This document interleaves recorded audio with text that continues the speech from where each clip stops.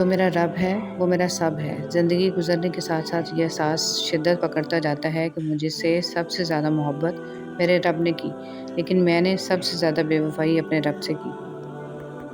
اللہ تعالیٰ کو راضی کرنا۔ جو لوگ چھوڑ جائیں انہیں آپ بھی چھوڑ دیں، جو توڑ جائیں انہیں معاف کر دیں، جو الفاظ نہ سمجھ سکیں ان کے سامنے خاموشی اختیار کر لیں، جو جہاں ہے اسے وہیں رہنے دیں۔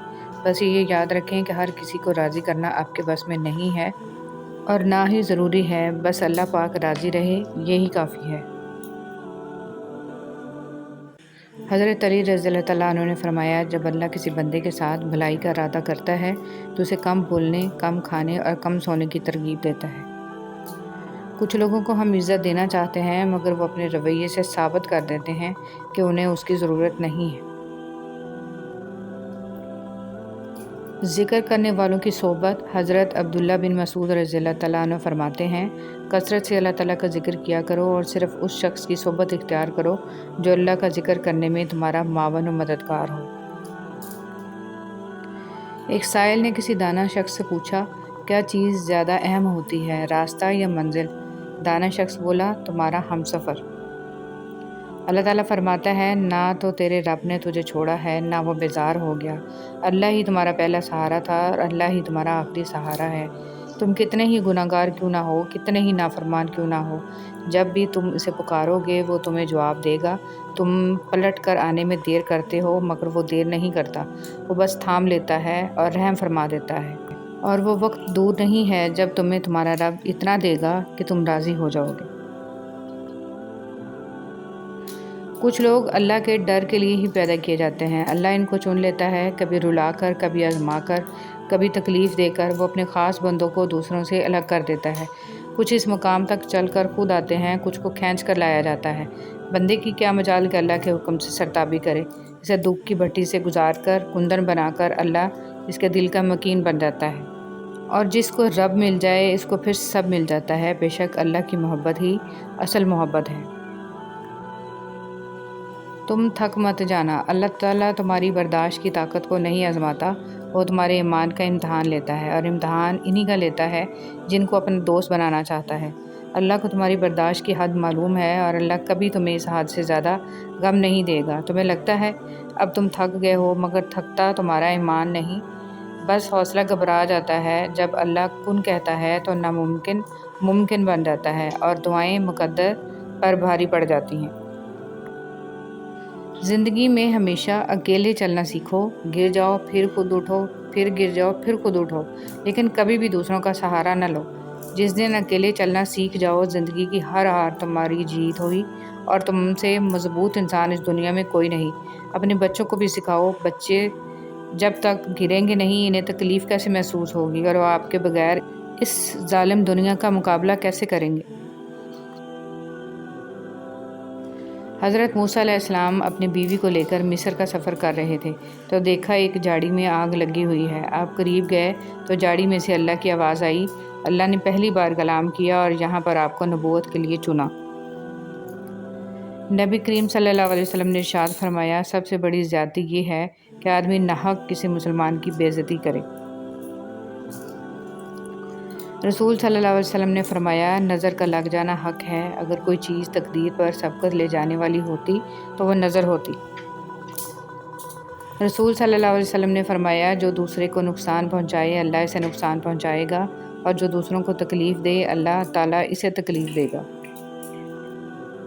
ماں کو جنت لے جائے گا۔ رسول صلی اللہ علیہ وسلم نے فرمایا، اس ذات کی قسم جس کے ہاتھ میں میری جان ہے، جو بچہ اپنی والدہ کے پیٹ میں روح پھونکے جانے سے پہلے ہی ساقط ضائع ہو گیا، اگر اس کی والدہ صبر کرتے ہوئے اپنے اس بچے پر ثواب کی امید رکھے تو وہ بچہ بھی اپنی والدہ کو نال ناف سے ملا ہوا ایک حصہ سے پکڑ کر جنت میں لے جائے گا۔ مفہوم فرمان رسول صلی اللہ علیہ وسلم۔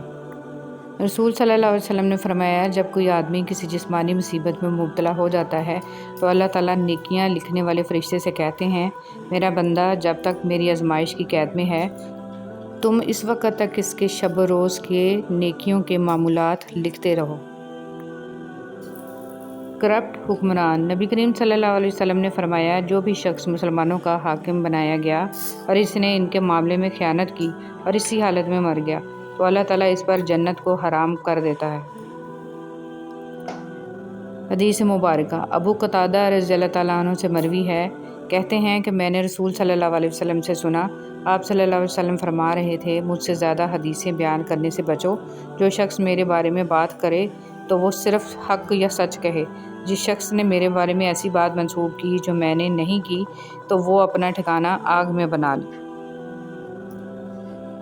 مایوس ہونا چھوڑ دیں، کیونکہ جو دروازے دنیا والوں کی تدبیر سے بند ہوتے ہیں، ان سے بڑے دروازے اللہ رب العزت کے فضل سے کھلتے ہیں۔ ایسا کچھ نہیں جو رب سے پوشیدہ ہو، اور نہ ہی ایسا کچھ ہے جو اس کے اختیار میں نہ ہو۔ اچھی بات کا اثر نہ ہونے کی ایک وجہ یہ بھی ہے کہ لکھنے والا اور پڑھنے والا دونوں یہی سمجھتے ہیں کہ یہ دوسرے کے لیے ہیں۔ اے میرے اللہ، مجھے اعلیٰ درجے کا صبر کرنے والا بنا اور اعلیٰ درجے کا شکر کرنے والا بنا، آمین یا رب العالمین۔ اے اللہ، میری گرفت نہ فرما اور مجھے معاف فرما ان باتوں کے لیے جو میں نے دانستہ یا نادانستہ کہیں اور جو اچھی باتیں نہ تھیں۔ اے اللہ، مجھ سے خفا نہ ہو اور مجھ سے راضی ہو جا، آمین۔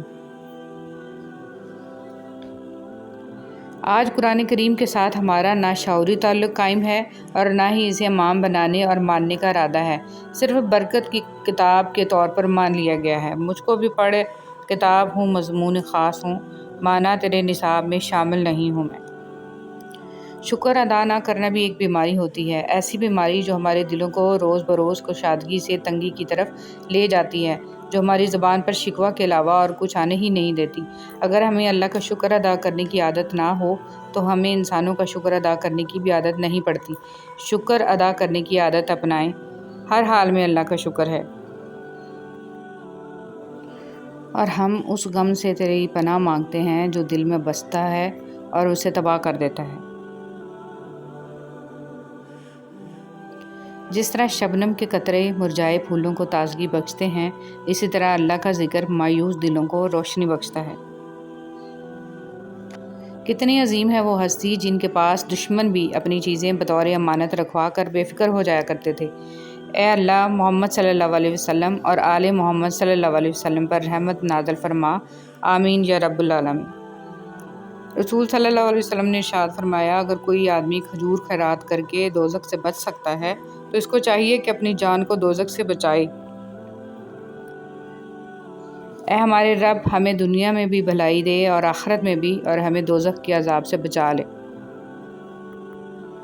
اے ہمارے مہربان رب، ہماری آنکھوں میں حیا، دلوں میں اپنا خوف اور زبان پر خیر و ذکر کے کلمات جاری فرما، آمین یا رب العالمین۔ سب کچھ پاس ہو کر بھی اگر بے سکونی ہے تو سمجھ لیں کہ آپ کا دل دنیاوی چیزیں نہیں چاہتا، بلکہ وہ اللہ سبحانہ و تعالیٰ سے جڑنے کے لیے تڑپ رہا ہے۔ خود کو اللہ سبحانہ و تعالیٰ سے جوڑیں، ہمیشہ کا سکون آپ کا مقدر بن جائے گا انشاءاللہ۔ اچھا اخلاق اپنائیں۔ عبداللہ بن عمر رضی اللہ تعالیٰ عنہ نے کہا، رسول صلی اللہ علیہ وسلم کی زبان مبارک پر کوئی برا کلمہ نہیں آتا تھا اور نہ آپ کی ذات سے یہ ممکن تھا، اور آپ صلی اللہ علیہ وسلم نے فرمایا، تمہیں سے سب سے زیادہ عزیز مجھے وہ شخص ہے جس کے عادات و اخلاق سب سے عمدہ ہوں۔ قیامت کے دن انسان ایک ایک نیکی کو ترسے گا۔ ہم ہر وقت دوسروں کی بات کرتے اور کہیں نہ کہیں زیادتی کر جاتے ہیں۔ قیامت کے دن سب نیکی کی شکل میں ادا کرنا ہوگا، ورنہ دوسروں کے بوجھ بھی اٹھانے پڑیں گے۔ آج وقت ہے، کئی ہزار نیکیاں ایک دن میں جمع کی جا سکتی ہیں تاکہ جانے انجانے میں جو غلطیاں ہو رہی ہیں ان کا ازالہ تو جمع رہے۔ انسان روز محشر ہر اس لمحے کے لیے روئے گا جو اس نے ذکر کے بغیر گزارا۔ آج وقت ہے، فائدہ اٹھا لیں۔ اللہ ہم سب کو ذکر کی توفیق دے، آمین یا رب العالمین۔ گہرے اور مشکل الفاظ کا استعمال اس بات کی دلیل نہیں ہے کہ آپ کے پاس بہت علم ہے، بلکہ ضروری بات کو آسان الفاظ میں بیان کرنا ہی اصل میں علم کی دلیل ہے۔ اصل توکل تو یہی ہے کہ بندہ اللہ کے سوا کسی سے کوئی امید ہی نہ رکھے، بندے کی امیدوں کا واحد مرکز صرف اور صرف اللہ کی ذات پاک ہو۔ برے وقت میں کندھے پر رکھا گیا ہاتھ کامیابی پر بجنے والی تالیوں سے زیادہ قیمتی ہوتا ہے۔